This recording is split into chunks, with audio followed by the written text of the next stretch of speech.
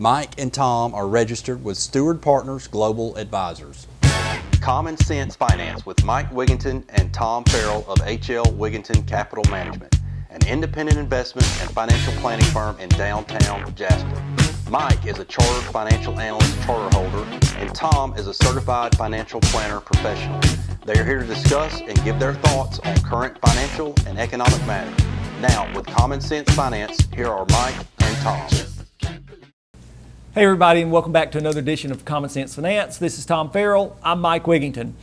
And our podcast today is one that Tom didn't want to do because it's kind of off the cuff. We have this history of getting into raging debates around here about economic and financial matters.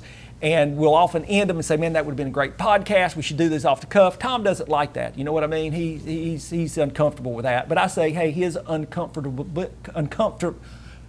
being uncomfortable is our room for pleasure. But anyway, so we discussed the title. Here's what I suggest the title is, to be. Permanently transitory.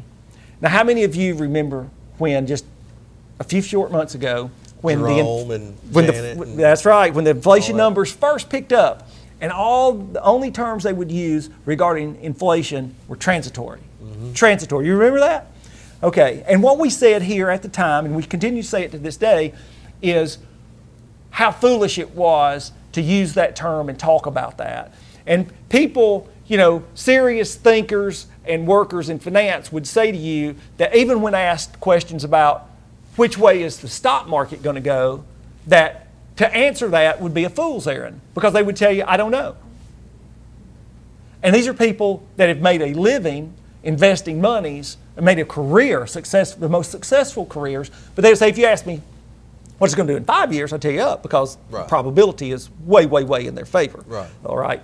So when you start talking about matters like inflation and interest rates, and to say it's transitory is really foolish.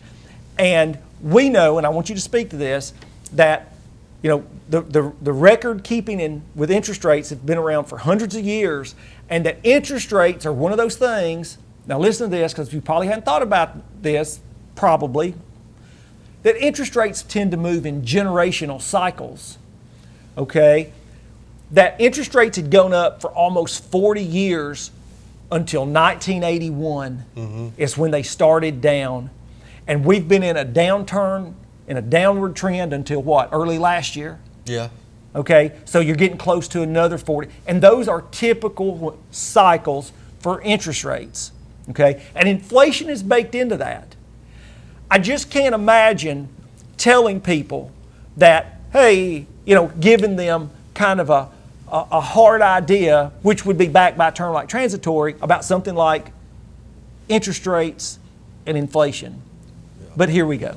Yeah, and what sparked all this, because I mentioned this article I read to Mike, probably shouldn't have, but I just thought it was interesting, because we're constantly debating the ESG stuff and a lot of the fallacies in it, and but basically surging mining cost for the components, the metal components that go into the batteries, such as lithium and copper, and there's one more. There's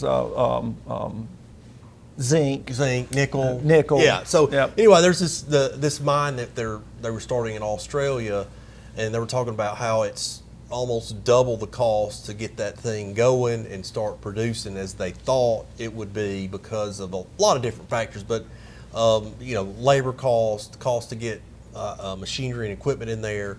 So basically, they're talking about how the prices of commodities, because all these miners are having such a hard time, they're paying a lot more than they thought they would to get things going, that the prices of those metals are going to be a lot more expensive going forward, and that's going to be a huge contributor to inflation that could drag on for a lot longer than people initially suspected. And we'll supply the link to this article. September 30th, you said? Yeah. We'll supply the link to this Wall Street Journal article. But look, the point to this is that what these folks are talking about, not being able, even since COVID, not being able to find the workers, hiring less skilled workers than they need, and having to pay them way more across the board, from the input cost to the equipment that they use.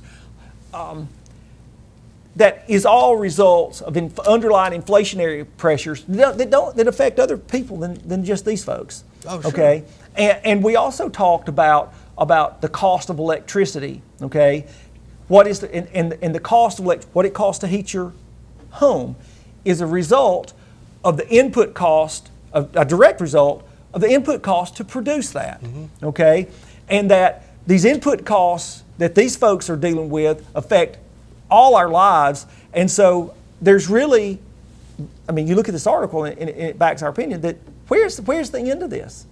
I mean, where is the end of this? This is, I mean, and I hope people take the time to read this, that these measures, and labor is one of the big ones. Mm-hmm. Okay, back in the day, and this goes back into the 1700s, labor was equated to money. Labor was money. Mm-hmm. Okay, and so, and there's still, even though that idea has expanded and it's not really discussed like that, there's some real issues with that, real effects of that, and that this plays into pretty much the food we eat. Well, it's how we transport everything. How we get educated, how the health care that we receive, everything. Well, labor's a ripple effect, really, because the just using the mine, for example. I mean, the machinery manufacturer orders components to build the machinery. Well, their costs have gone up. Then they pass that on, and then it's just a snowball effect. And I love, I rail against these people, these so-called journalists, which they're not. At least in my mind, usually they have some sort of agenda. Mm-hmm. It seems to me that they have some sort of agenda. That's certainly my opinion, and I'll be glad to support it wherever. But here's that that he suggests that if they don't, that if the writer, the journalist suggests that if these companies can't absorb, if manufacturers can't absorb potential price gains, households could end up paying more. Households could be, in essence, that the increases in cost possibly could be passed on to the end consumer. Yeah. Really? No, that's the way it works everywhere and always. Okay? I mean, maybe I'm exaggerating a little bit to make the point, but that's the way it works. I mean, yes, it's passed on to the end consumer. So, yeah. Look, here's my take on this. You know it, and this will be, for me, my last word, because it's the point. If you're out there operating in any regarding significant decisions in your life, and those decisions are based on a hard opinion of yours, a feeling of yours, a strong feeling of yours, that inflation's coming back down to 2%, and that interest rates are going back to where they used to be. Remember that 3% 30-year mortgage? Mm-hmm. If you're operating on those beliefs, and by the way, I couldn't blame you. I don't think anybody else could blame you if you were, because that's what the people at the Federal Reserve are suggesting that you believe, okay? I think you're foolish. I think you're kidding yourself. Although, and the reason is, there's a history to these cycles. That's what we opened the conversation up talking about, long cycles within. I submit to you, that means I suggest to you, and it is my opinion, that there's a very real probability that we're in a new regime, what we refer to as a new regime, that's one with with higher interest rates, higher inflation rates for longer, and that's what we're going to live with. And that's really the essence of what this all means to me. Yep. So, good. Last word for you? Nope. I'm good. Till next time. Controversy.